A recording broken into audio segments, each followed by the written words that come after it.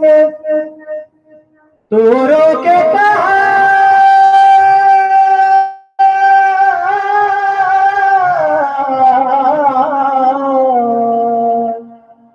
تم کے قید سے بابا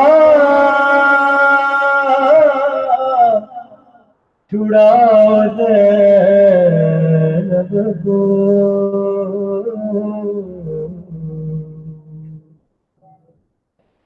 اور امیت اہل حرم میں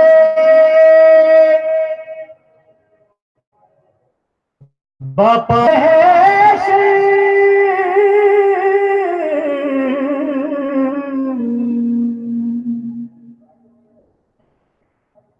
امیت اہل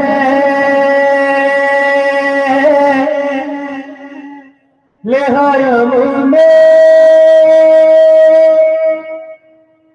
باپا ہوا محش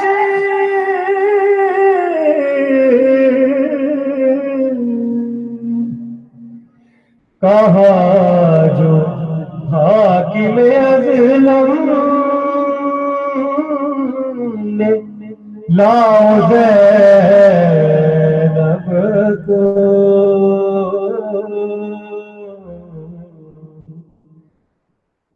کہا جو حاکم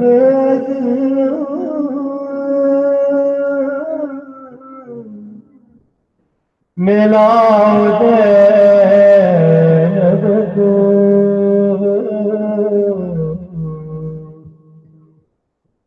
سلامی کہتے تھے آجا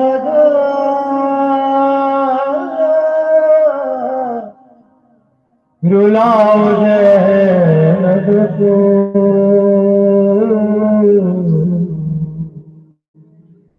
سر حسین سنا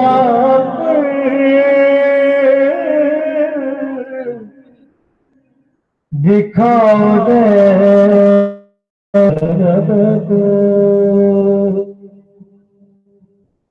سلامی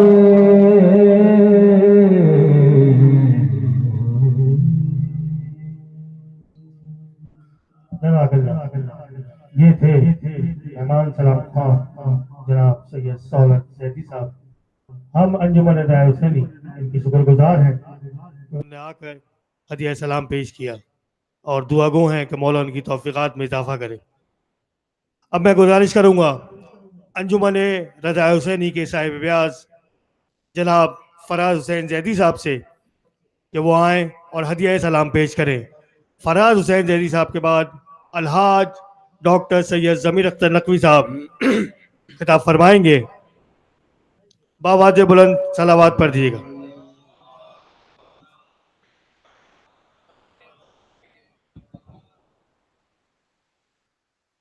میں خوشنودی امام زمان علیہ السلام بلند ترین صلوات. اللہم صلی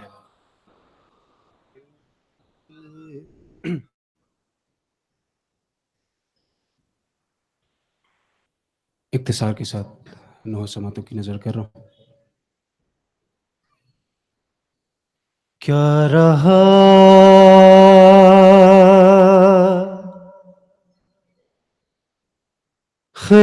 خیموں میں شے کی ایک اداسی رہ گئی. کیا رہا خیموں میں شے کی ایک اداسی رہ گئی.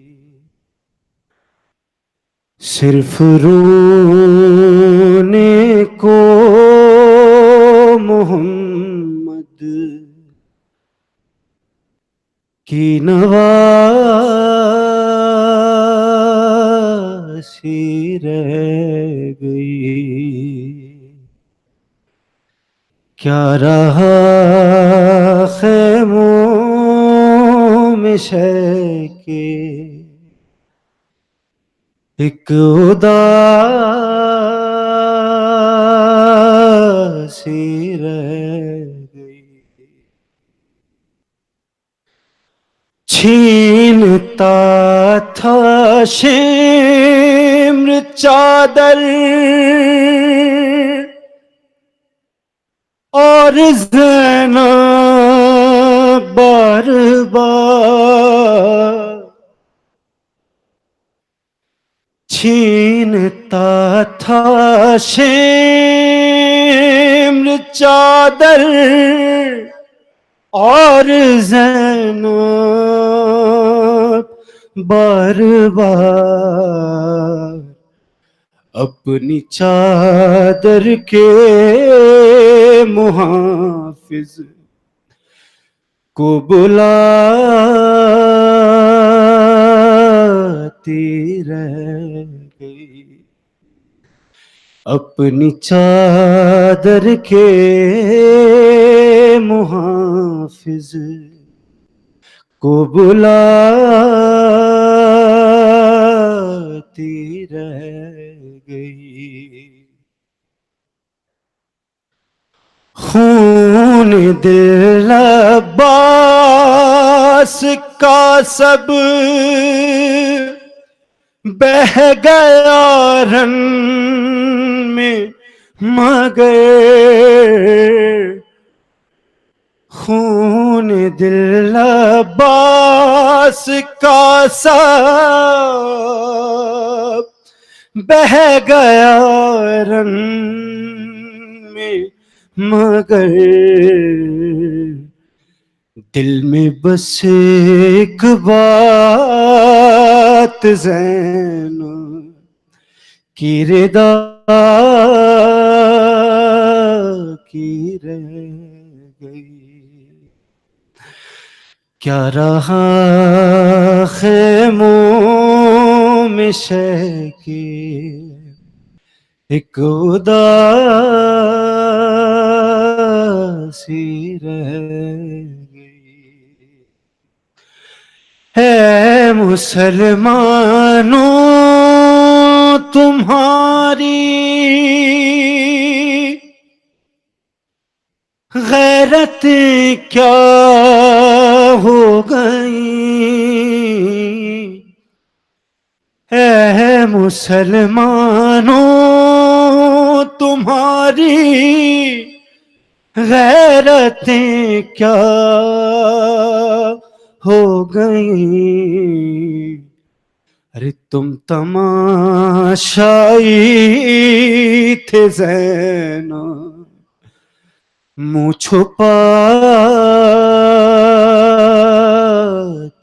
رہ گئی تم تماشائی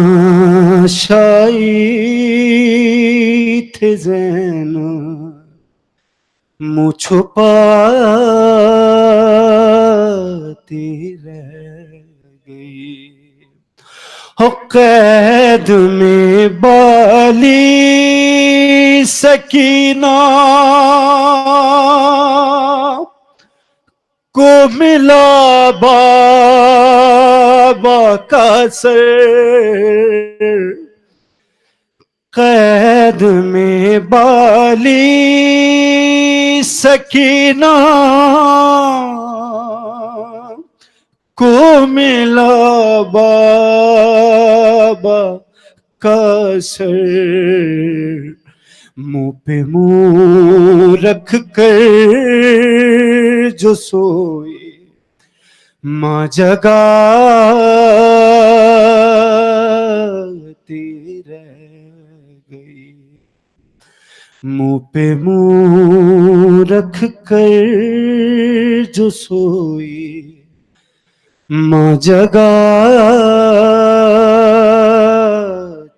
رہ گئی مادر اصغر نہ بیٹھی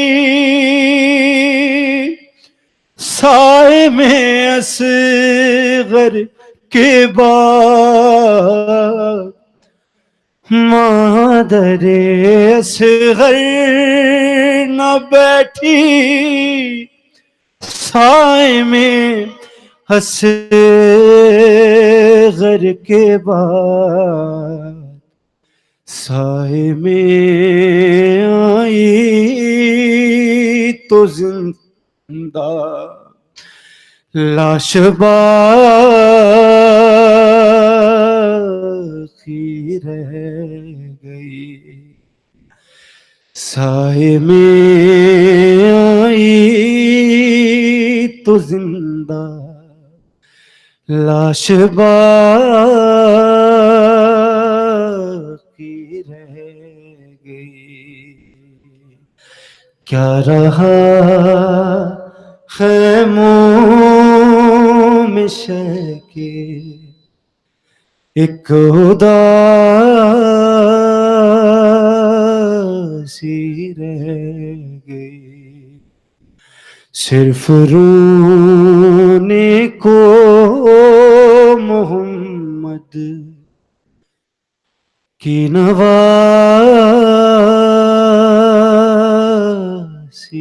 رہ گئی،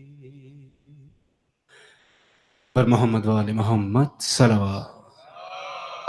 جزاک اللہ۔ یہ تھے انجمن رضا حسینی کے صاحب بیاض جناب فراز حسین صاحب۔ ہم شکر گزار ہیں ان کے، انہوں نے آ کے ہدیہ سلام پیش کیا۔ اب میں گزارش کروں گا الحاج ڈاکٹر سید ضمیر اختر نقوی صاحب سے کہ وہ آئیں اور فضائل و مصائب شہزادی زینب صلوات اللہ علیہ۔ نعرہ حیدری، ایک دفعہ بآواز بلند صلوات، اللہم صلی علی محمد و آل محمد۔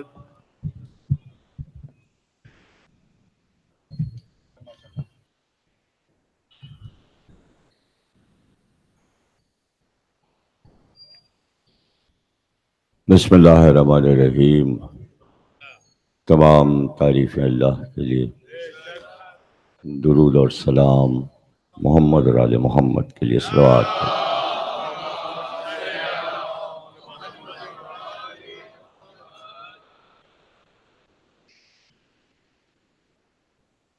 مجلس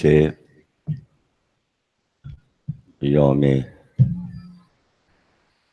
زینب کبریٰ صلوات اللہ السلام علیہا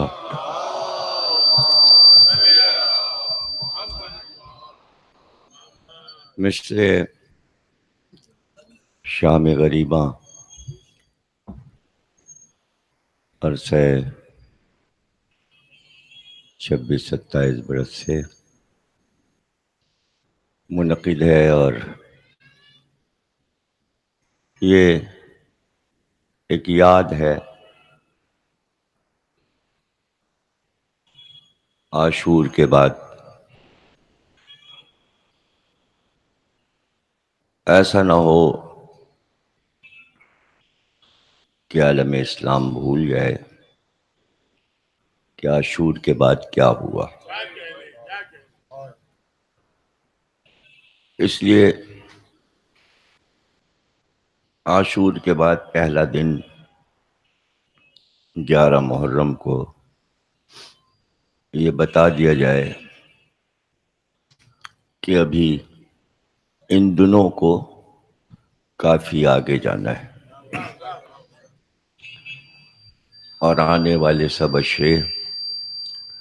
عشرے حضرت زینب ہی کہلاتے ہیں۔ اس لیے کہ بعد شہادت حسین مقصد حسینی کو آپ ہی لے کر چلیں۔ تفصیل ابھی عرض کروں گا۔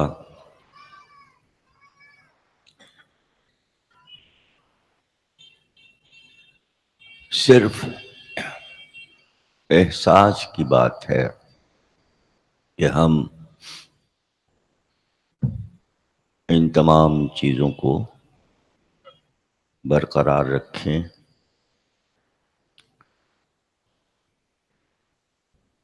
اور وہ نوجوان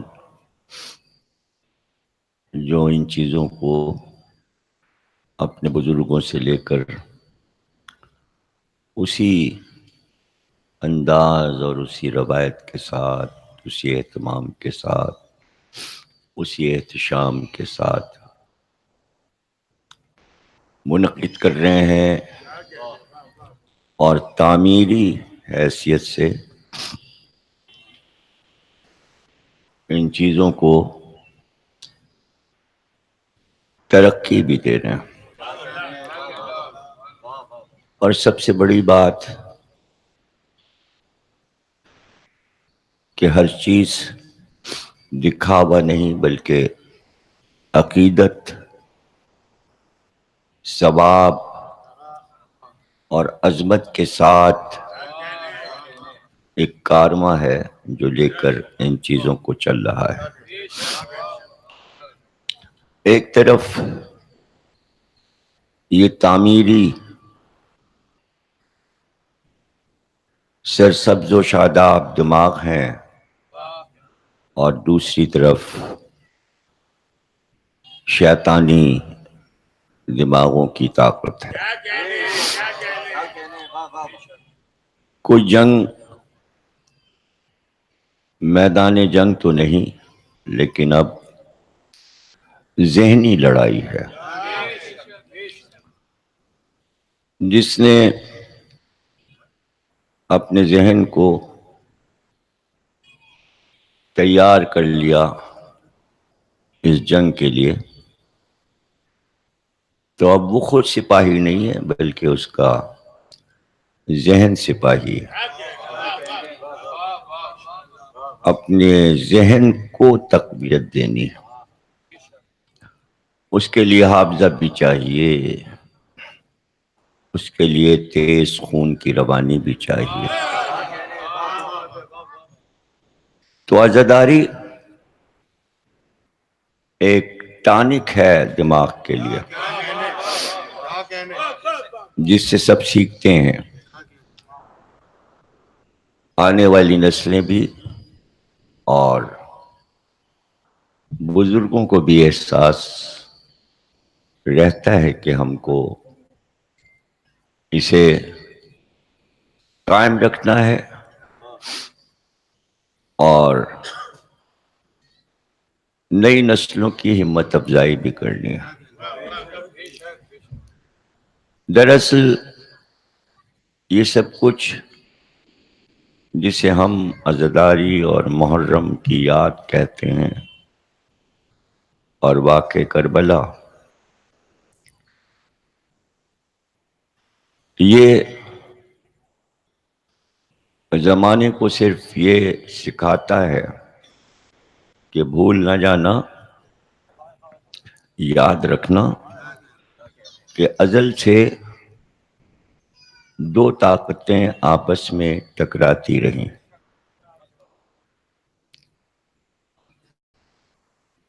اور اس کے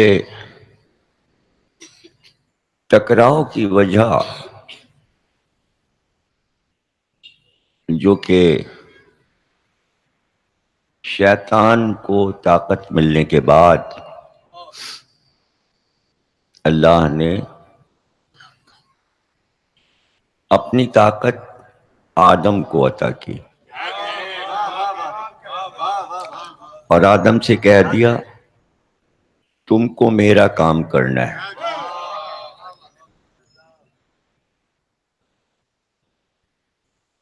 چونکہ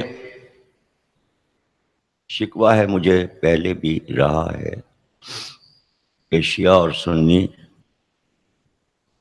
قرآن کو نہیں پڑھ رہے، نہ قرآن کے درسیات ہوتے ہیں ریڈیو اور ٹیلی ویژن اور دیگر ذرائع ابلاغ میں، اور نہ محفلوں اور مجلسوں میں. اس لیے قرآن سے تو بے بہرا ہو چکے ہیں شیعہ سنی سارے ہی فرقے. تلاوت کر لینا کوئی کارنامہ نہیں ہے، حافظ ہو جانا کوئی کارنامہ نہیں ہے. سمجھانا ہے اس دور میں کہ یہ کائنات جو اللہ نے بنائی اس میں شیطان کہاں سے آ گیا. اس فلسفے کو آسان کر کے بتانا ہے، سکھانا ہے کہ تسلسل کے ساتھ اگر دین کو سمجھو گے تو سمجھ میں آئے گا. اور تسلسل اس کا یہ ہے کہ معبود تھا اور جو اس کی عبادت کرے وہ عابد تھا. نہ معلوم کتنی مخلوقات اس نے خلق کی اور ان کو ختم کر دیا. کتنی زمینیں اس نے بنائیں اور انہیں تباہ کر دیا. دنیا بنا کے وہ بے نیاز ہو گیا.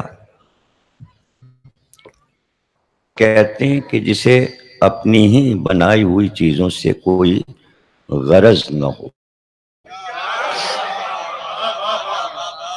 بس اس نے اپنی قدرت کو ظاہر کیا اور اس کو مختلف طریقے سے اس نے بندوں کو سمجھایا کہ میں نے چاہا کہ میں پہچانا جاؤں. اب اس کے چاہنے پر کسی کا کیوں کفر کہلاتا ہے. اس لیے کہ جب وہ کوئی کام بیان کرتا ہے کہ میں ایسا کرنے والا ہوں یا میں نے ایسا کیا تھا، تو ظاہر ہے کہ وہ عجائبات قرآن ہیں. جہاں دماغ چکرا جائے انسان سر پکڑ کے بیٹھ جائے کہ ہم اس کو کیسے سمجھیں. کون عالم وقت سمجھائے گا کہ یہ کام کیسا اللہ بیان کر رہا ہے. اور اس کے بعد وہ کہتا ہے ہاں ہم یہ کرنے والے ہیں اور ہم ایسا کریں گے. کوئی ہے جو ہم سے پوچھے کہ ایسا کیوں کیا؟ چیلنج کرتا ہے. یعنی بار بار وہ کہتا ہے کہ بندے مجھ سے یہ پوچھ نہیں سکتے کہ میں نے یہ والا کام کیوں کیا اور یہ والا. اب بہت سے لوگ کہتے ہیں کہ اللہ نے شیطان کو کیوں بنایا، شیطان کو کیوں چھوڑ دیا، وہ سب کو بہکا رہا ہے. تو پھر وہی آیت قرآن کی بار بار کہ تم کون ہوتے ہو مجھ سے پوچھنے والے کہ میں نے ایسا کیوں کیا، اور ہم تمہیں جواب کیوں دیں. مطلب کیوں ہم تمہیں جواب دیں؟ ہم تو بات ہی نہیں کرتے تم سے. ہم تو اپنے انبیاء پر وحی کرتے ہیں. ہم نے کبھی براہ راست بندوں سے بات ہی نہیں کی. ہمیں جو کچھ کہنا تھا وہ ہم نے اپنے نمائندوں سے کہا، ان سے یہ کہہ دو، ان سے اب یہ کہہ دو. اور مسلسل انبیاء آتے رہے، کتابیں آتی رہیں.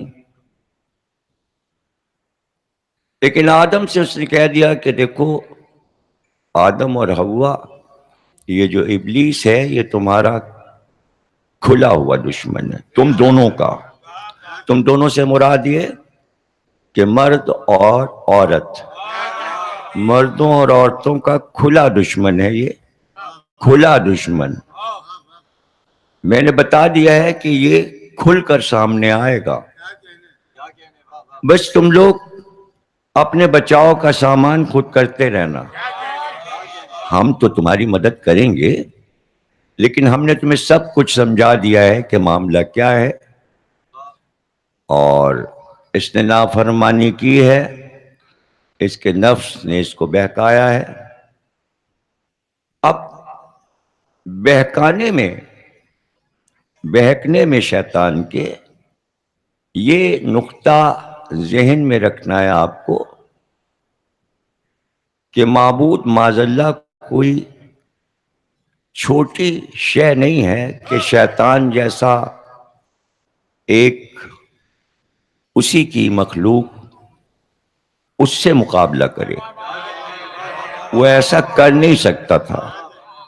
تو یہ سمجھنا ضروری ہے کہ وہ جو باغی ہوا ہے تو وہ توحید سے باغی نہیں ہوا، اس نے یہ بات کہی کہ میں تجھ کو ایک مانتا ہوں اور ایک مانتا رہوں گا اور صرف تیری عبادت کروں گا، تجھے سجدہ کروں گا، اس کو نہیں کروں گا۔ جھگڑا اس بات پر ہے کہ تو سجدے کا رخ کیوں موڑ رہا ہے، سجدے کا رخ کیوں موڑ رہا ہے؟ بس اس پہ وہ غصہ ہوا ہے اللہ سے، ورنہ وہ توحید پرست ہے، وہ مسلمانوں سے زیادہ توحید پرست ہے، اس لیے کہ اس نے قریب سے اس دنیا کو دیکھا ہے، مسلمانوں نے کہاں دیکھا؟ اس نے تو فرشتوں کو دیکھا ہے، اس نے تو عرش کو دیکھا ہے، اس نے تو جنت کو دیکھا ہے، سب چیزیں وہاں کی اس کی دیکھی سمجھی بھالی ہیں۔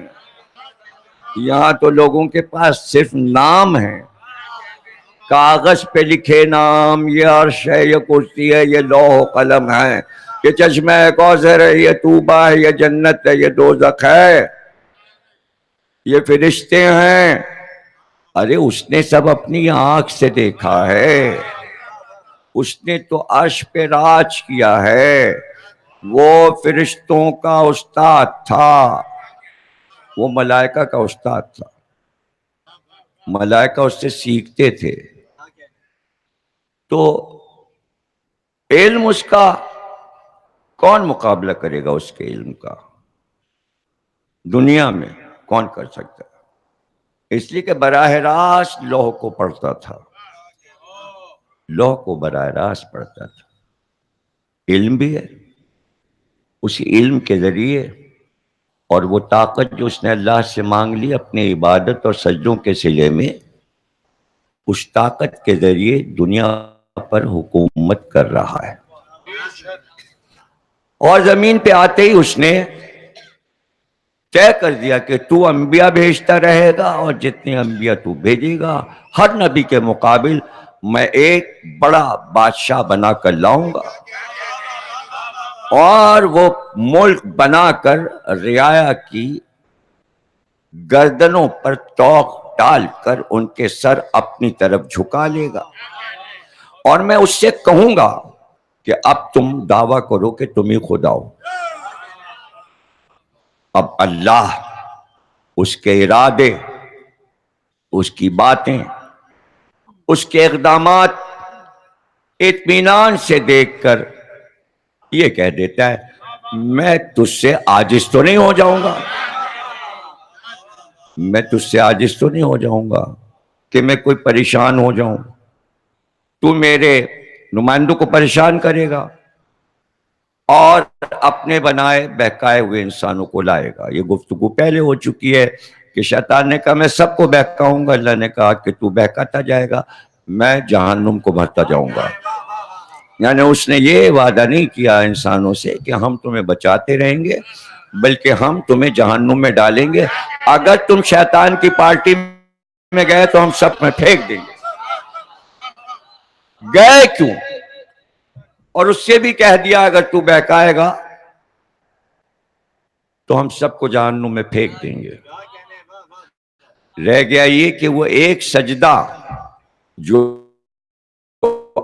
کا نام اللہ نے بعد میں مودت رکھ دیا، اور آخری نبی سے کہہ دیا کہ دیکھو امت کا امتحان یہ ہے، نمازیں پڑھی ہیں، روزے رکھے ہیں، حج کیے ہیں، دین پورا قبول کر لیا ہے، قرآن لے لیا ہے، عقیدے ان کے پکے ہو گئے ہیں، لیکن اے حبیب اب ان سے کہہ دیجئے کہ محبت کا رخ بدلنے جا رہا ہے، बस यही इम्तिहान था, वहां शैतान का इम्तिहान था कि सजदा कर आदम को, और यहाँ मुसलमान उम्मत का इम्तिहान था, मन कुन तो मौला हो फहाजा।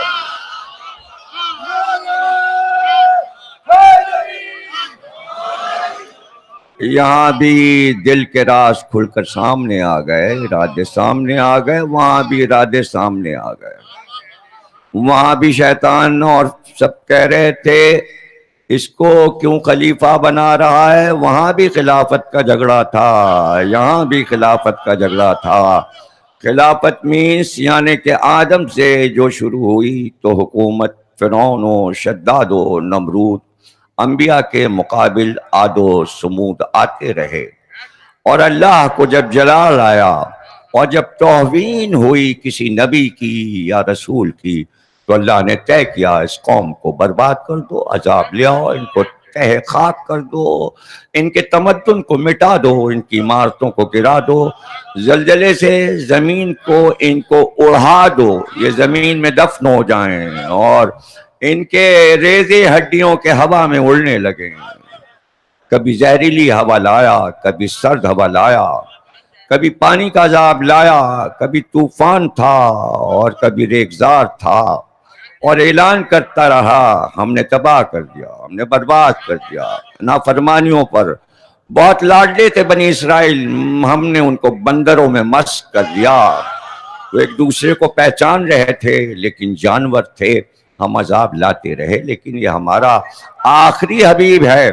अब अगर तुम्हें बचना है तो हम तुम्हें एक सहारा दे रहे हैं, कुल्ला सलकुम अलैहि अजरन इल्लल मवद्दता फिल कुर्बा। जो नबी की औलाद से मोहब्बत करेगा यही मरकज़े निगार है, तो जन्नत है, वरना जैसे पिछली कौमों को हमने तबाह और बर्बाद कर दिया तो तुम क्या चीज हो। तुम ऐसे लाडले तो नहीं हो, बनी इसराइल से ज्यादा तो महबूब हमें कोई भी कौम नहीं थी, लेकिन हमने उस कौम को भी जलीलो रुस्वा दुनिया में कर दिया। तो ये ना समझना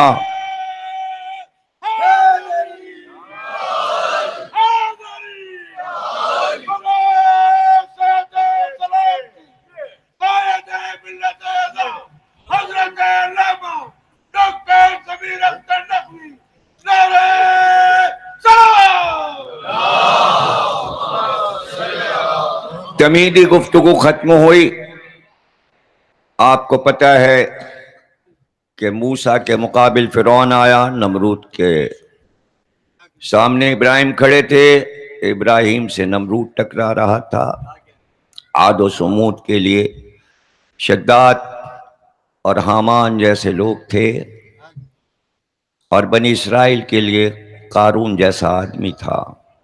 हर तरह की बदी मुख्तलिफ रंगों में ईमानदारों के सामने आती रही। जब आखिरी हबीब आए तो उनके मुकाबिल बहुत सी मुजाहमतें खड़ी हुई थीं। अबू जहल भी था, अबू सुफियान भी था। ये ताकतें सब एक हो रही थीं, इसलिए कि उनको ये बात पसंद नहीं आई थी कि बनी हाशिम में से एक शख्स जिसका बाप भी मर चुका है और जिसकी माँ भी मर चुकी है और जो यतीम है, जो विरासत भी अपने दादा की नहीं ले सकता, वो कैसे खड़े होके कह रहा है कि मैं नबी हूँ, और सारे बनी हाशिम खामोश हैं और वो हमारा साथ नहीं दे रहे बल्कि उसका साथ दे रहे हैं। यहीं से वो समझ गए थे कि ऐलान तो नहीं कर रहे वो कि हम इसकी उम्मत हैं या हमने कलमा पढ़ा है, लेकिन उसका साथ छोड़ने को भी बनी हाशिम तैयार नहीं है। यही बनी हाशिम की शान थी कि उन्होंने अपनी अजमतों को बरकरार रखते हुए सरकार पर अपनी जानों को फिदा करने का इरादा कर लिया था। इसीलिए मक्के में नबी से लड़ाई ना हो सकी और वो बनी हाशिम से तलवारें न चला सके, इसलिए कि उनको पता था कि इनकी तलवारों का लोहा और तलवारों की धारें इतनी तेज हैं कि मक्के के गले कटेंगे तो पूरा मक्का लहू से समंदर बन जाएगा।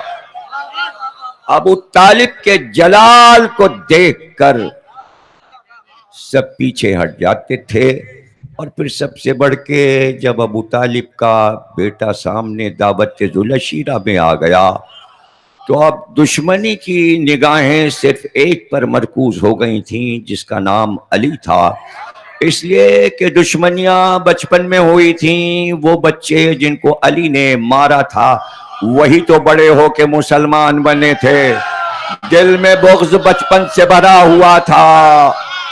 اور جب علی کی جوانی آئی تو علی کہتے ہیں ہم نے مظہر اور ربیعہ کے پہلوانوں کے سینے چیر دیے تھے ابھی جبکہ میں بچہ ہی تھا۔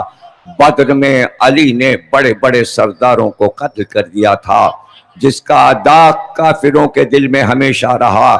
گویا ایک طرف بدی جو تھی وہ فرعون و نمرود والی مضبوط ہو رہی تھی، اور ادھر رسول اللہ اپنے اہل بیت کو سامنے لا کر بتا رہے تھے کہ ان کے طاقت کو آزما کر دیکھو، یہ تلوار کے بھی دھنی ہیں، یہ ارادے کے بھی دھنی ہیں، یہ صبر کے بھی دولت کے مالک ہیں۔ تم یہ نہ سمجھنا کہ کہیں پر یہ ہار جائیں گے یا ان کو شکست ہو جائے گی، اس لیے کہ ہم نے اعتماد کر کے وارث بنایا ہے کہ یہ دین لے کر یہی چلیں گے۔ جب گود میں دو نواسے آ گئے تو کافر جلبلا گئے، حالانکہ کلمہ پڑھ چکے تھے، مسلمان ہو چکے تھے، لیکن سمجھ گئے کہ اب دین کہیں پر رکے گا نہیں، اس لیے کہ یہ بچے نہیں معلوم ہوتے، اس لیے کہ ان کی باتیں بڑوں والی ہیں۔ اور نبی اس طرح سمجھا رہے ہیں کہ دیکھو شیطان نے بھی وہاں یہی سمجھا تھا کہ اللہ کی عبادت سب کچھ ہے، اور وہ سجدے کر کے صلہ چاہتا تھا، وہ رکوع اور عبادت اور نمازیں پڑھ کر چاہتا تھا خلافت مجھے مل جائے۔ اللہ نے اس کو آزمانے کے لیے سجدے کا رخ آدم کی طرف کر دیا تاکہ اللہ یہ کہہ سکے کہ عبادتیں عادت بنا کر صلہ نہیں ملتا بلکہ حکم اللہ پر صلہ ملتا ہے۔ میں کوئی بھی حکم دوں وہ ماننا ہے، وہی ماننا ہے۔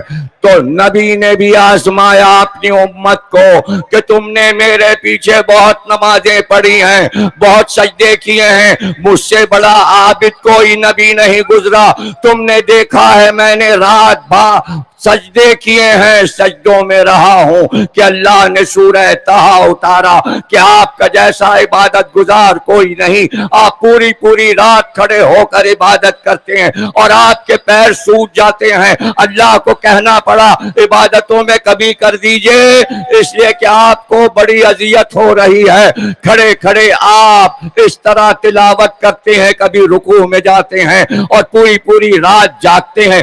کوئی بندے سے یہ بھی کہتا ہے عبادت کم کر دو، پتہ چلا ایسی عبادت کی تھی رسول اللہ نے کہ اللہ کو کہنا پڑا ذرا کچھ کم کر دیجئے۔ سورہ طٰہٰ گواہ ہے۔ تو جب سکہ بٹھا لیا کہ سجدہ ہی سب کچھ ہے، عبادت سب کچھ ہے، جب امت کو نمازیں پڑھوا لی اور اپنے پیچھے سجدہ کروا لیا تو کہا دیکھو اب اللہ کی مرضی کہ ایک دن حسین نبی کی پشت پر سجدے کی حالت میں آئے، 72 تکبیریں کہہ کے بتایا کہ یہ میرا سجدہ ہے، یہ حسین ہے، یہ میرا حسین ہے، یہ سجدہ میرا ہے۔ جب میں چاہوں رخ بدل دوں، اگر آدم کو سجدہ ہو سکتا ہے تو حسین پشت نبی پر آ کر یہ بتا سکتے ہیں میں کہاں ہوں، میں کہاں ہوں۔ اور میں اس کو اس طرح کہا کرتا ہوں اس لیے کہ سمجھنے میں پھیر ہے کہ حسین آئے، چھوٹے سے ہیں، حسین آئے، انہوں نے دیکھا نماز ہو رہی ہے، حسین نے چاہا میں بھی نماز میں شریک ہو جاؤں، لیکن چھوٹے بچے کی عادت ہوتی ہے، چھوٹے بچے کی نفسیات سمجھیے، حسین نفسیات سمجھا رہے ہیں بچے کی کہ دیکھو بچے کی عادت ہوتی ہے کہ چونکہ وہ قد میں چھوٹا ہوتا ہے، وہ دیکھتا ہے کہ یہ سب بڑے لوگ مجھ سے اونچے ہیں، تو جب وہ کوئی کار نمایاں کرنا چاہتا ہے تو بلند جگہ کا انتخاب کرتا ہے۔ بچہ کبھی زمین میں کھڑے ہو کے کوئی بات نہیں کرتا. آپ کے بچے بھی کبھی صوفے پہ چڑھ جاتے ہیں, کبھی بستر پر کھڑے ہو جاتے ہیں, کبھی ڈبل بیڈ پہ کھڑے ہو جاتے ہیں, یعنی وہ اونچائی کی طرف جانا چاہتے ہیں. یہ بچے کی نفسیات ہوتی ہے کہ اوپر ترقی کرے. حسین مصلی ڈھونڈ رہے تھے, لیکن حسین اگر مصلی ڈھونڈ کے سجدہ کرتے تو اس سجدے والوں کی بھیڑ میں نیچے چھپ جاتے. اس لیے نبی کی پشت کو حسین نے مصلی بنا کر ایک سجدہ کیا, پشت نبی پہ سجدہ کیا, اور سجدہ وہاں کیا جہاں مہر نبوت ہے.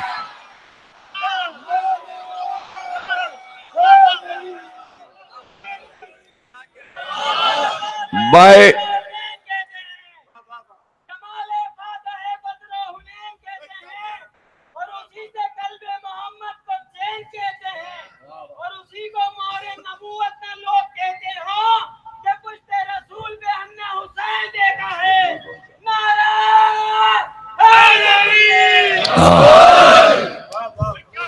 اللہ نے حسین کو انعام دیا کہ ہمیں تمہارے بچپن کا یہ سجدہ بہت پسند آیا, اب تم مجھے سجدے کرتے رہنا. تو حسین نے اللہ سے وعدہ کیا, ایک سجدہ میں بھی ایسا کروں گا کہ جو زمانے میں یادگار رہ جائے. تیرا ایک سجدہ ایسا کروں گا کہ تجھے پسند آ جائے. ایک سجدہ ایسا کیا حسین نے کہ کائنات میں وہ سجدہ, علامہ اقبال کو کہنا پڑا کہ وہ ایک سجدہ جس سے روح زمیں کانپ جاتی تھی. روح زمیں کانپ جاتی تھی, زمین بھی تھر تھرا اٹھی تھی حسین کے ایک سجدے سے. سجدہ ختم نہیں ہوا تھا, سجدے کے تسلسل کو سید سجاد نے مسلسل کر دیا. سجدے سے سجدے کو ملا دیا. کہا واجب سجدہ بابا آپ نے کیا, شکرانے کا میں کروں گا. پوری رات کا سجدہ. اب اس پہ بھی غور کر لیجئے, کچھ باتیں سوچنے کی ہوتی. سجدہ کائنات میں سب سے بڑا حسین کا, لیکن سید الساجدین کا خطاب حسین کو نہیں ملا, سید الساجدین کو ملا. اس لیے کہ جو شکر کا سجدہ کیا وہ مغرب عشاء کے سجدوں سے صبح کی نماز سے سجدے کو ملا دیا. اور وہ شکرانے کا سجدہ واجب سجدوں کے درمیان اللہ کو اتنا پسند آیا کہ 2 خطاب اس کے ہاں بچے ہوئے تھے جو کسی نبی کو نہیں ملے تھے اور نہ بعد میں ملیں گے. ایک زین العابدین, ایک سید الساجدین, سجدہ کرنے والوں کا سردار اور عبادت کرنے والوں کی زینت. کیا 2 خطاب پائے ہیں. اور روایت میں ہے کہ محشر کے میدان میں جب 1,24,000 انبیاء, اوصیاء, اولیاء سب آ جائیں گے تو اس وقت ایک آواز عرش سے آئے گی, آئینہ آئینہ زین العابدین, کہاں ہے زین العابدین. تو سارے انبیاء اپنے آپ کو دیکھیں گے کہ میں کیا جواب دوں, کیا میں جواب دوں. اس لیے کہ سارے ہی انبیاء عبادت گزار تھے, کیا میں اللہ کو جواب دوں. ایسے میں جب 3 بار آواز آئے گی تو ایک بڑھے گا سر کو جھکائے ہوئے اور کہے گا پروردگار اگر میں زین العابدین ہوں تو میں تسلیم اور رضا کے درمیان تیرے دربار میں حاضر ہوں, اور وہ زین العابدین سید سجاد ہوں گے. عبادت سے رشتہ ایسے جوڑا کہ مسلمانوں نے عبادت کو سب کچھ بنا دیا تھا. غور کیجئے اس پہ. انہوں نے اس طرح امت کی عادت ڈالی تھی, ایسے عادت ڈالی تھی کہ کسی چیز سے ٹکرانا نہیں ہے. آل محمد نے کہا تم ہم سے زیادہ عبادت کرو گے, اور پھر طے کر لیا علی نے کہ ایسی عبادت, اور پھر طے کر لیا فاطمہ زہرا نے ایسی عبادت. اور پھر طے کر لیا امام حسن نے ایسی عبادت، پھر طے کر لیا حسین نے ایسی عبادت. ایک عرب نکلے اور نکل کر دکھائے کہ کہنا پڑا راوی کو سید الساجدین سے ہم نے آپ کی جیسی عبادت دنیا میں نہیں دیکھی. تو آپ نے کہا صحیفہ فاطمہ لاؤ. جب کتاب لائی گئی تو آپ نے کہا پڑھنا شروع کرو، جس میں لکھا ہوا تھا باب میں کہ علی کی عبادت کا کیا عالم تھا. تو سب تھر تھرانے لگے علی کی عبادت کا ذکر سن کر. تو سید سجاد نے کہا علی جیسا ایک سجدہ اب تک نہیں کر پایا، اور تم کہتے ہو میں نے بڑی عبادت کی. گویا ہر ایک اپنے عمل سے دوسرے امام کو سمجھاتا ہے. بس اسی بات کو میں سمجھانا چاہ رہا ہوں کہ امام اپنی سیرت سے جانے والے امام کی سیرت کو سمجھایا کرتا تھا. مگر اللہ اکبر، کہیں ایسا بھی ہوتا ہے کہ گھر کی کوئی خاتون 1,00,000 انبیاء کی سیرت کو اپنے سیرت سے سمجھائے، اس کا نام زینب ہے. اس کا نام زینب. دیکھیے دو طاقتیں، نمرود، ابراہیم، فرعون، موسیٰ، چل رہی ہیں. دو طاقتیں سرکار تک آ رہی ہیں. یہ طاقتیں علی تک آ رہی ہیں، یہ طاقتیں امام حسن تک آ رہی. اب حسین اور ان کے مقابل شیطان اپنے نمائندے کو لے کر آ چکا ہے. چونکہ شیطان نے یہ دیکھا تھا کہ جتنے نمائندے وہ ہر نبی کے مقابل لایا وہ کمزور پڑ گئے، وہ ٹوٹ گئے، اس لیے کہ موسیٰ کے عصا نے اژدہا بن کر فرعون کے جادو کو باطل کر دیا. اس نے دیکھا کہ ابراہیم تنہا تھے، نمرود نے آگ میں پھینکا، آگ گلزار بنی، نمرود بجھ گیا، ابراہیم روشن ہو گئے. تو اس نے کہا ایسا نمائندہ لاؤ کہ مضبوط حکومت ہو، اس کے جبروت کے سامنے لوگ سر نہ اٹھا سکتے ہوں، اور سب سے بڑی بات اس نمائندے کی پہچان یہ ہو کہ جن کو لوگ صحابہ کہتے ہیں نا، احترام کرتے ہیں، انہوں نے رسول کو دیکھا ہے، وہ سارے ضعیف صحابہ یزید کی بیعت کر کے اس کے پاس بیٹھ جائیں، اور صحابہ کی اولاد بھی یزید کو مان لے، تاکہ کوئی یہ نہ کہہ سکے کہ یزید جو ہے وہ باطل پر ہے. حسین تنہا تھے اور سب حسین کو چھوڑ کر یزید کی طرف جا چکے تھے. اب حسین کی طاقت دیکھو. حسین نے چاہا کہ کوئی بیرونی طاقت میری مددگار نہ ہو، بلکہ حسین یہ چاہتے تھے کہ میرے ساتھ وہ آئے جو بچپن سے میرا تربیت یافتہ ہو، میرا تربیت یافتہ ہو، یا میری دعا سے پیدا ہو، جس کا مزاج میں جانتا ہوں وہ میرا مزاج جانتا ہو. تو اب بھائی بہن کی گفتگو اس لیے تھی تاکہ زمانہ سمجھے. بھیا آپ نے اپنے اصحاب کو آزما لیا. کیوں کہا زینب نے؟ اس لیے کہ زینب کی زندگی کو سمجھنا ضروری ہے. جس نے 6 سال کی عمر میں نانا کا جنازہ دیکھا کہ جنازہ پڑا تھا اور جنازے پہ کوئی نہیں آیا، اسی لیے ام المصائب کہتے ہیں کہ پہلے نانا کو روئیں، پھر باپ کو روئیں، ماں کو روئیں، پھر باپ کو روئیں، پھر بھائی حسن کو روئیں. اور اب کربلا والوں کو رونے جا رہی ہیں کربلا ام المصائب.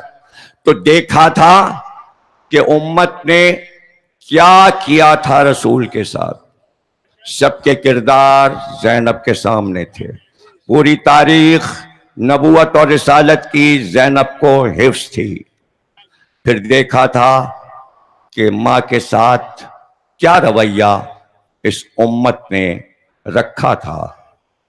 جہاں آیت تطہیر اتری تھی، زینب نے بچپن میں اس دروازے کو جلتے دیکھا تھا. زینب دربار میں ماں کے ساتھ گئی تھیں جب خطبہ فدق سیدہ دے رہی تھی، اور گواہوں میں حضرت زینب کا نام آتا ہے. درج ہے کہ ماں کو بیٹی دیکھ رہی تھی کہ ماں نے کس شان سے خطبہ دیا. زینب نے کوفے میں علی کا خطبہ شقشقیہ سنا تھا. زینب نے بچپن میں غدیر میں اپنے نانا کا خطبہ سنا تھا. زینب جو کچھ سنتی تھیں سب حفظ ہو جاتا تھا. آپ حافظ قرآن بھی تھے اور صرف حفظ نہیں تھا بلکہ خواتین کو تفسیر بھی سنایا کرتی تھیں. حدیثیں سننے کے لیے خواتین حضرت زینب کے پاس آیا کرتی تھیں شہادت حضرت فاطمہ زہرا کے بعد. اس لیے ابن عباس سے جب پوچھا گیا آپ حضرت زینب کا مرتبہ کہاں دیکھتے ہیں؟ اللہ اکبر. تو عبداللہ ابن عباس جیسا مفسر قرآن کہتا ہے وہ تو عقیلہ بنی ہاشم ہے. یہ تو مفسر قرآن کہہ رہا ہے. جب سید سجاد سے پوچھا گیا کہ آپ حضرت زینب کی عظمت کو کہاں دیکھتے ہیں تو آپ نے فرمایا کیا بات کرتے ہو میرے پھوپھی کی، وہ عالمہ غیر معلمہ تھی.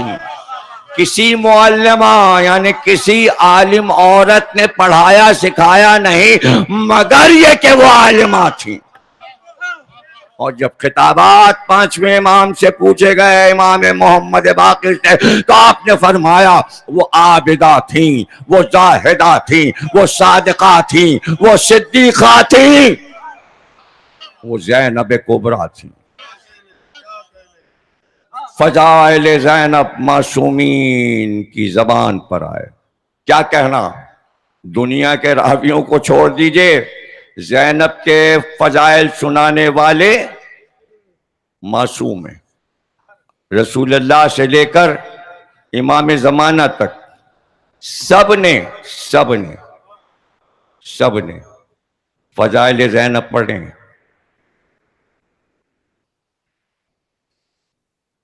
کتاب ہے قصص زینبیہ اور اس میں بڑے آیت اللہ اصفہانی کے حوالے سے ایک روایت لکھی ہے، عجیب روایت ہے. اس کتاب میں پڑھتا ہوں تو حیران ہوتا ہوں.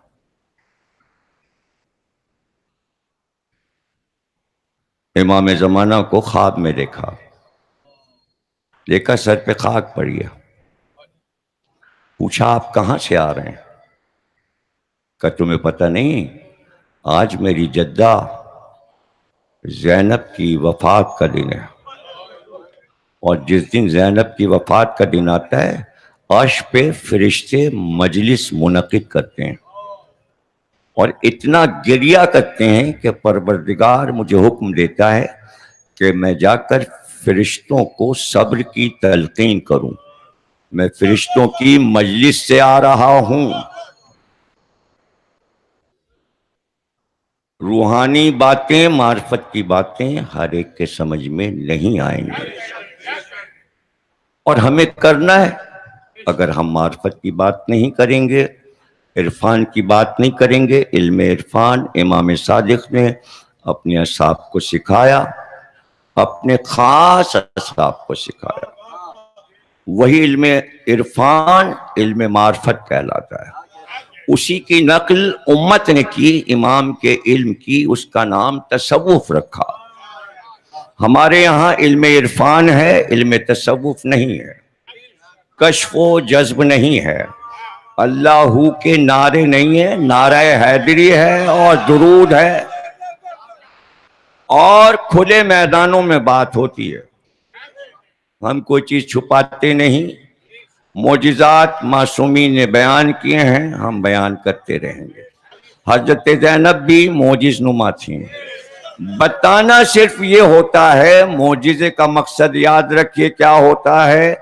معجزہ یہ ہے کہ ہمارے پاس طاقت ہے، اختیار ہے، ہم چاہیں تو اپنا اختیار استعمال کر سکتے ہیں، لیکن ہم معبود کی مرضی پر چلتے ہوئے، جبکہ اس نے ہمیں اذن دیا ہے جہاں پر چاہنا وہاں معجزہ دکھا دینا.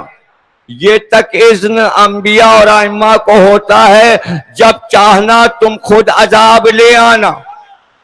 چاہے مجھ سے کہہ کر عذاب ان کے لیے مانگ لو، اور تم خود چاہو تو یہ زمین یہ آسمان سب تمہارے ہاتھ پر مسخر ہے، اس لیے کہ تم ہی اس کے مالک ہو۔ جب ہم نے تمہیں نائب بنا دیا، انی جاعل فی الارض خلیفہ، تو عرش تمہاری ہے، عرش کی ہر شے تمہاری ہے، جس طرح چاہے استعمال کر لو۔ یہ عرش بھی تمہارا، یہ فرش بھی تمہارا۔ حدیث قصہ میں اعلان ہو گیا، کچھ نہ بناتے اگر آل محمد نہ ہوتے تو یہ تو پیروں کی خاک ہے، آفتاب و مہتاب اور ستارے اور عرش کو تو نبی نے روندا ہے، گزرتے چلے گئے ہیں ستاروں پر سے۔ تو یہ بڑی چیزیں انبیاء اور ائمہ کے لیے نہیں ہیں، اس لیے یاد رکھیے اگر ائمہ چاہیں تو کوئی بھی معجزہ دکھا سکتے ہیں۔ تو علی بھی معجز نما تھے، سیدہ بھی معجز نما تھیں، حسن اور حسین بھی معجز نما تھے۔ رسول اللہ کے معجزے مشہور ہیں، کس طرح چاند کو توڑا اور کس طرح معراج میں عرش پر گئے۔ تو کس کی نواسی تھیں زینب؟ صاحب معراج کی نواسی، چاند توڑنے والے کی نواسی، یعنی وہ تمام معجزے کی قوتیں علی اور نبی اور سیدہ سے زینب کو ملی ہوئی تھیں۔ اب آپ سمجھیں یا نہ سمجھیں، بات کو سمجھیں کہ حسین سجدے میں ہیں۔ یاد رکھیے حدیث رسول ہے کہ اگر ایک لمحے کے لیے یہ زمین حجت سے خالی ہو جائے اور امام جس کی وجہ سے یہ زمین برقرار ہے تو یہ زمین مٹ جائے، تباہ ہو جائے، بس اختیار منتقل ہو رہا تھا۔ عصر کے وقت حسین کا سر کٹنے والا تھا اور اتنے لمحات بیچ میں تھے، اتنے لمحات بیچ میں تھے کہ سید سجاد ہوش میں آ جائیں ہنگامے عصر اور امامت منتقل ہو کر سید سجاد میں آ جائے۔ اس بیچ کے وقفے میں کچھ ساعتیں تھیں کہ اس زمین کے طبقے کو زینب نے سنبھالا کہ ادھر بھائی کا سر کٹے، ادھر بھتیجا ہوش میں آئے۔ بوت رات کی بیٹی نے زمین سے کہا میرا حکم ہے تھمی رہے تاکہ حجت اٹھ جائے۔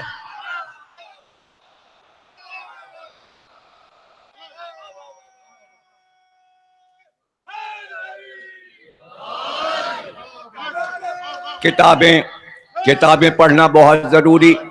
میں بار بار کہتا ہوں کہ کتابیں پڑھیے، کم از کم میرا فائدہ ہو جائے گا اگر آپ کتابیں پڑھیں گے کہ میری تقریریں تو سمجھ میں آ جائیں گی نا۔ جن کے سمجھ میں میری تقریریں نہیں آ رہی وہ مطالعہ کریں گے تو سمجھ میں آ جائے گی۔ کتاب ہے در مقصود، آسان کتاب ہے، 12 امام پہ بلگرامی صاحب کی سمان حیات ہیں، 14 کتابیں ان کی ہیں، آخری در مقصود ہے امام زمانہ پر۔ جب لوگ امام زمانہ کے پاس خمس لے کر آتے تو پردے سے امام کی پھوپھی حکیمہ خاتون گفتگو کرتی اور امانتوں کو لے لیتی اور کہتی مہدی تک پہنچ جائے گی۔ وہ سلام کرتے، کہتے امام سے ہمارا سلام کیجیے گا۔ کسی راوی نے پوچھ لیا کہ آپ امام مہدی کی طرف سے گفتگو کرتی ہیں، ان کے جوابات پہنچاتی ہیں پردے سے، اس کی کوئی دلیل ہے؟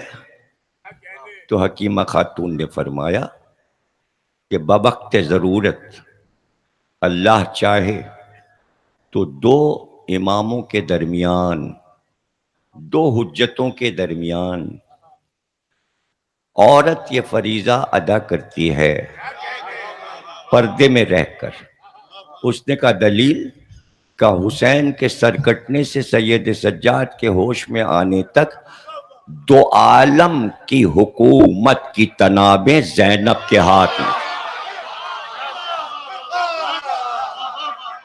یہ ہے عظمت زینب، سننا ضروری ہے۔ اور پھر ساری روایتیں آپ پڑھ جائیے۔ میں تو صرف ایک بات جانتا ہوں کہ جو بڑے بڑے علماء نے بہت شان سے لکھی کہ خیام جل رہے تھے اور زینب یہ پوچھ رہی تھی سید سجاد تم امام وقت ہو، اب تم حکم دو، حسین کے بعد تم امام ہو، جو تم کہو گے اس پر عمل ہوگا۔ اب یہ بتاؤ بیٹا، خیمے تو جل رہے ہیں، تم کہو تو خیموں میں جل کے مر جائیں، اور اس کے بعد اگر تمہیں کچھ کہنا تو وہ بتا دو۔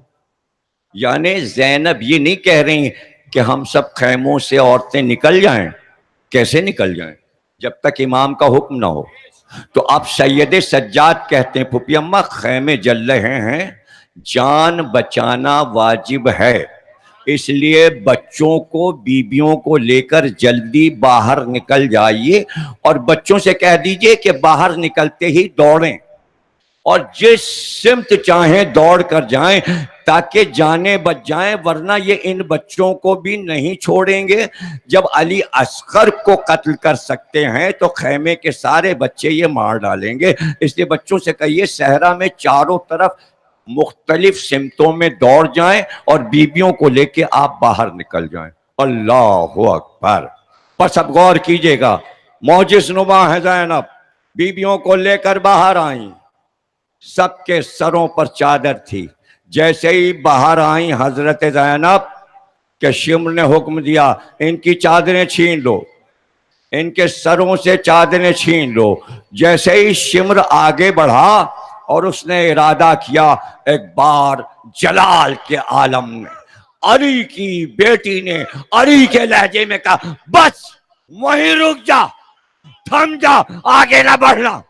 کہتے ہیں صرف حضرت زینب نے اتنا کہا تھا کہ یزید پتھر کا ہو گیا، پتھر کا ہو گیا، ہل نہیں سکتا تھا، ہل نہیں سکتا۔ ہاں جب بھائی کی آواز آ جاتی تھی زینب دکھا دیا معجزہ، بحال کر دو اس کو، اس لیے کہ کارواں کو آگے جانا ہے۔ معجزہ دکھا دیا حضرت زینب نے، آگ تیز ہوئی، شعلے بڑھے، ایک خیمے سے دوسرا خیمہ جلنا شروع ہوا۔ کوئی قریب سے آ کر کہتا ہے علی کی بیٹی آپ پر سلام، فاطمہ زہرا کی بیٹی آپ پر سلام۔ بی بی نے مڑ کر کہا تو کون؟ کہا میں فرشتہ محمود ہوں، میں ہمیشہ سے ہوا پر مامور ہوں، اللہ نے مجھے بھیجا ہے کہ زینب اگر مدد چاہیں تو تو جا اور ہوا کو تھام لے کہ خیموں کے شعلوں کو بجھا دے ہوا اور آگ آگے نہ بڑھے۔ اگر آپ حکم دیں بی بی تو خیموں کو بچا لوں۔ کہ میرے پروردگار سے زینب کا سلام بات تحفہ درود کے عرض کرنا کہ جس طرح تسلیم و رضا میں بھائی نے امتحان دیا ہے، بہن بھی تیری بارگاہ میں سر کو جھکائے کھڑی ہے، تو امتحان لیتا جا، زینب امتحان دیتی جائے گی۔ عظمت زینب، اب سمجھیے آپ یوم زینب کیوں ہے، اور اس سے بڑا جملہ کیا لکھا جاتا، عظیم ترین جملہ۔ اور گبن جیسا فال آف دا رومن امپائر، اس نے عربی کتابوں سے اس جملے کو نقل کر کے کہا کہ اتنی بہادر خاتون اسلام میں نہیں گزری۔ گبن نے لکھا، جو کہ غیر مسلم مورخ ہے، جو کربلا کا واقعہ لکھ رہا ہے، اس نے لکھا کہ بھائی پوچھنے والا پوچھتا ہے کہ کبھی دائیں جاتی ہیں کبھی بائیں، کیا کوئی دولت ہے جو اس خیمے میں رہ گئی؟ کہا میرا لال ہے اس میں میرا جان و جگر ہے، میرا بیٹا ہے۔ اور پھر سارے مورخ لکھتے ہیں کہ وہ شجاع بی بی جلتے شعلوں میں داخل ہو گئے۔ لوگ پوچھتے ہیں آگ کا ماتم کیسا؟ شعلوں پہ چلی ہیں زینب تو امامت کو بچایا ہے، احسان اتارنے کے لیے ماتمدار آگ پہ چلتے ہیں۔ کل پڑھ چکا کہ خاردار درے اور تازیانے پشتوں پہ پڑے ہیں تو ماتمدار اپنی پشتوں کو سے لہو لہان کرتے ہیں۔ واجب نہیں کیا زنجیر اور قمع کو، اس لیے کہ سب نہیں کر سکتے، ہر بزرگ نہیں کر سکتا. اس کو چھوڑ دیا عشق حسین پر. جس کو جتنا پیار ہوگا وہ چاہے بچہ ہو یا جوان، زبردستی تھوڑی ہے کہ ہر ایک کرے. کیوں کرے؟ محبت ہے. محبت کسی طرح کی بھی ہو قبول کر لی جاتی ہے. آپ سادہ ماتم کیجئے تب بھی آپ عزادار ہیں. آپ زنجیر لگائیں جب بھی عزادار ہیں. آپ قمع لگائیں جب بھی عزادار ہیں. آپ آگ پر چلیں جب بھی عزادار ہیں. لیکن یہ سطحیں ہیں محبتوں کی، یہ آزمائی نہیں جاتی، ان پہ تنقید نہیں ہوتی، ان پہ اعتراض نہیں ہوتا. کسی کی محبت کہاں تک ہے آپ کو کیا پتا. اب ایسے کرنی نے دانت کیوں توڑ لیے؟ سلمان نے کیا قربانی دے دی؟ یہ میثم تمار نے محبت میں زبان کیوں کٹوا دی؟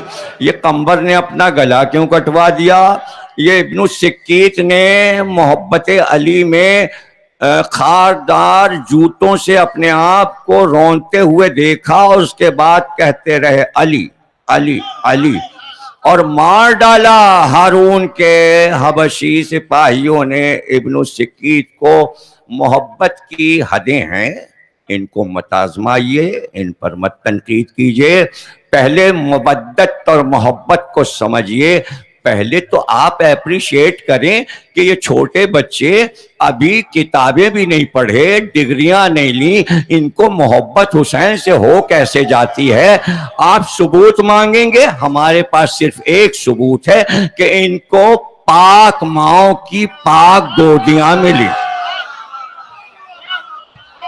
صلوات پڑھو.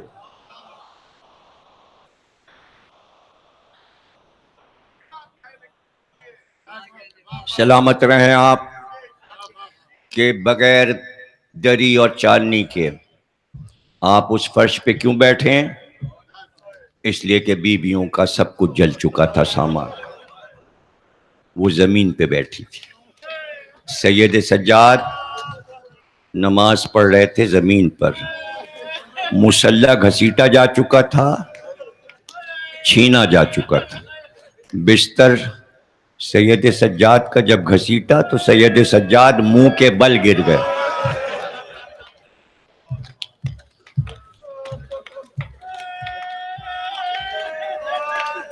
اللہ اکبر. لوگ سمجھتے ہیں عاشور کو مصائب ختم ہو گئے. نہیں، مصائب تو اب شروع ہوئے. 10 روز گزار کر لوگ سمجھتے ہیں بڑا کام کر لیا. نہیں، مصائب تو اب شروع ہوئے. 11 سے مصائب شروع ہوتے ہیں. حضرت زینب نے جو سب سے بڑا جملہ سب نے لکھا کہ آنکھ کے شعلوں سے امامت کو لے کر باہر آ گئے، ہاتھوں پر اٹھا کر علی کی شجاع بیٹی علی ابن الحسین کو اپنے ہاتھوں پہ لائی اور خاک پہ رکھ دیا. اب زینب تھیں اور بیبیاں تھیں. امامت کی وصیت سید سجاد کو کی تھی اور ایک عجیب بات کہی تھی. کہتا سید سجاد جب مصیبت پڑھنا شروع ہو جائے تو مسلسل سورہ یاسین کی تلاوت کرتے رہنا، اس لیے کہ ہر مصیبت پھول بن جاتی ہے اگر سورہ یاسین پڑھتے رہو. سید سجاد راستے بھر صرف سورہ یاسین نہیں بلکہ قرآن کی مختلف صورتوں کو اور آیتوں کو تلاوت کرتے ہوئے بڑھتے رہے. حضرت زینب تلاوت کر رہی تھیں آیتوں کی اور خطبے بھی دیتی جاتی تھی، تقریر کرتی جاتی تھی.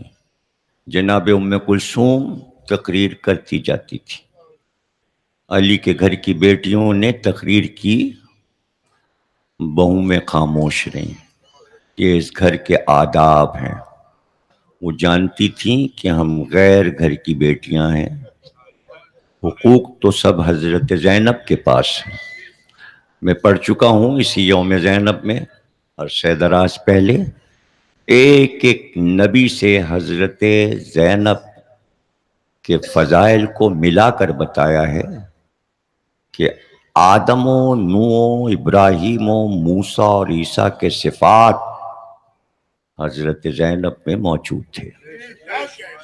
वो करामतें, वो मोजिज़ात हजरत ज़ैनब मालिक थी उनकी। इख्तियार ऐसा था कि जहां चाहती तबक़े ज़मी को उलट देती, जलाल में आ जाती तो पूरी उम्मत को तूफान नूह में बहा देती। लेकिन जानती थी कि ये बीमार भतीजा, इसके तहफ़्फ़ुज़ में हमको रहना है और मदीने तक सलामत इसे पहुंचा देना है। बड़ी जिम्मेदारी थी हज़रत ज़ैनब की। एक तरफ बच्चों की रखवाली, इमामत की निगहबानी, बीबियों को देखना, और उस वक्त जब पूरे मैदान में लाशें बिखरी पड़ी थी, गैरतदार भाई जो सवारियों पे पर्दे में लाया था वो फुरात के किनारे सो रहा था। सन्नाटा था करबला के मैदान में।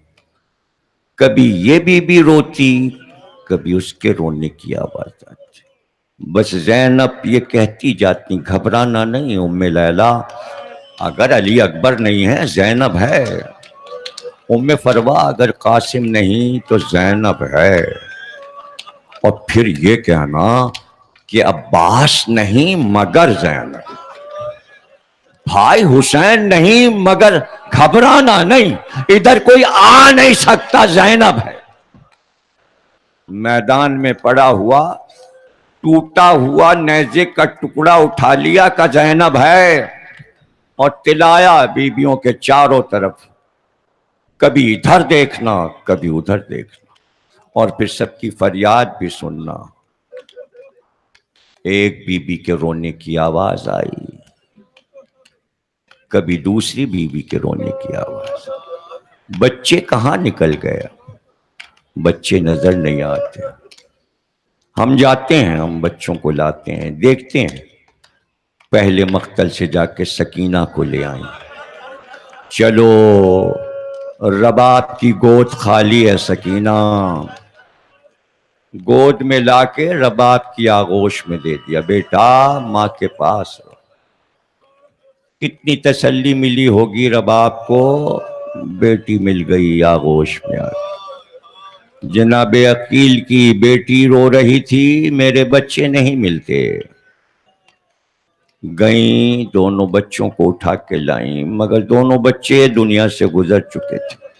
घोड़ों की टापों में आकर बच्चे कुचल चुके थे। बच्चों का लाशा ये कहकर उठाया, ए अब्बास आओ देखो, अगर भाई हुसैन ने लाशें उठाए थे, देखो ज़ैनब और उम्मे कुलसूम भी लाशें उठाना ज़ैनब के लिए क़यामत है, क़यामत। और कभी ऐसे लम्हात आते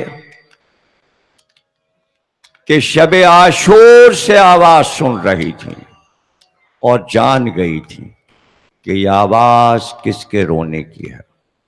इसलिए कि भाई ने बता दिया था, ज़ैनब अकेला न समझना, जब मैं मारा जाऊं तो ज़ैनब तन्हा न समझना, बस ये समझ लो ज़ैनब नाना भी यही है और बाबा अली मुर्तज़ा भी यही है और मादर गिरामी भी यही मौजूद है। तो ज़ैनब को बड़ी ढारस थी कि नाना बाबा अम्मा सब मौजूद हैं, और खैमे के पीछे से शब आशूर जब रोने की आवाज आई तो कहा, अम्मा आवाज में पहचान गई।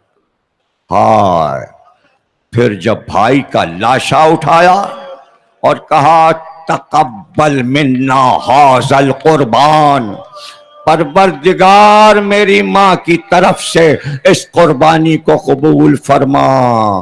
तो माँ को लाशे पर बाल बिखराए हुए ज़ैनब ने देखा, माँ को रोते हुए देखा और कहा ज़ैनब से, सैयदा ने, मरहबा ज़ैनब, اب بھائی مارا گیا، اب تیرا کام زینب شروع ہوا، گھبرانا نہیں، میں قافلے کے ساتھ چلوں گی، میں تیرے ساتھ رہوں گی۔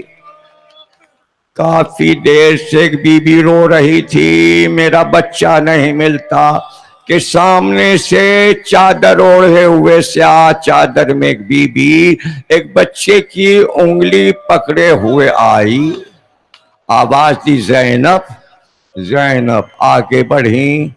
بی بی نے کہا یہ بچہ بہت دور صحرا میں بیٹھا روتا تھا، میں لے کے آ گئی، دیکھو یہ بی بی جو رو رہی ہے اس کا بیٹا ہے، اس کو دے دو۔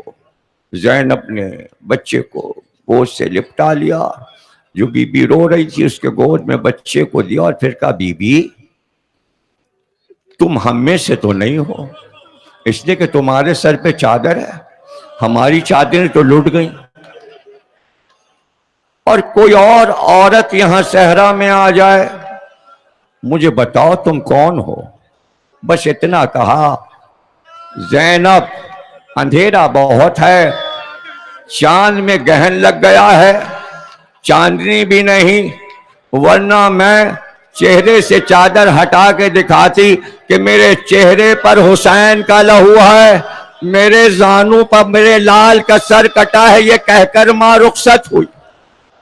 اب زینب کو یقین ہے اماں یہی ہیں، تقریر خاتمے پر پہنچی۔ جب بھائی کے لاشیں پر گئی تھیں تو یہ بھی دیکھا تھا کہ نانا حسین کی لاش پر جھکے تھے، السلام علیکہ یا رسول اللہ، نانا پہ سلام کیا تھا، اطمینان تھا نانا یہی ہیں، لیکن بس فکر یہی تھی اب تک بابا تعزیت کے لیے نہیں آئے۔ بھرا گھر لٹ گیا۔ ایک بار زینب نے دیکھا کہ گھوڑے پر ایک سوار سامنے سے آتا ہے، آگے بڑھ کر کہا آنے والے کیا لوٹنے کے ارادے سے آیا ہے؟ اب ہمارے پاس مال دنیا سے کچھ نہیں، اگر آنا ہے تو صبح آ جانا۔ تھکے ہوئے بچے 3 دن کے پیاسے سو گئے ہیں، بیویاں پیاسی اور بھوکی یہاں بیٹھی ہیں، لیکن سوار بڑھتا آتا تھا۔ علی کی بیٹی نے آگے بڑھ کر لجام فرس پہ ہاتھ ڈال دیا، میں کہتی ہوں اور تو رکتا نہیں، میں علی کی بیٹی ہوں، میں تجھے منع کرتی ہوں کہ چہرے سے نقاب ہٹا کر کا زینب تیرا بابا علی یہی ہے۔ بس یہ سننا تھا، سمجھ گئی بابا آ گئے، گھوڑے کی گردن میں باہوں کو ڈال کر ایک بار کا بابا آپ اس وقت کہاں تھے جب اون محمد کے لاشیں آئے؟ بابا آپ کہاں تھے جب قاسم کا لاشا پامال ہوا؟ بابا آپ اس وقت کہاں تھے جب عباس کا لاشا فرات کے کنارے پڑا تھا اور سر پاش پاش تھا اور علم خون میں بھر گیا تھا؟ اے بابا آپ اس وقت کہاں تھے جب میرے جوان راج دلارے علی اکبر کے سینے پر برچھی لگی تھی اور کلیجہ نکل آیا تھا؟ اے بابا آپ کہاں تھے جب بھیا کی گردن پر 7 ضربوں سے قاتل نے خنجر چلایا تھا؟ بابا آپ کہاں تھے جب خیمے جل رہے تھے؟ بابا آپ کہاں تھے جب چادریں چھن رہی تھی؟ ایک بار رو کر علی نے کہا زینب تیرا باپ سب دیکھ رہا تھا، تیرے گھر کی بڑے گھر کی صفائی، اے زینب تیرا رتبہ اللہ کے دربار میں بہت بلند۔ ماتم حسین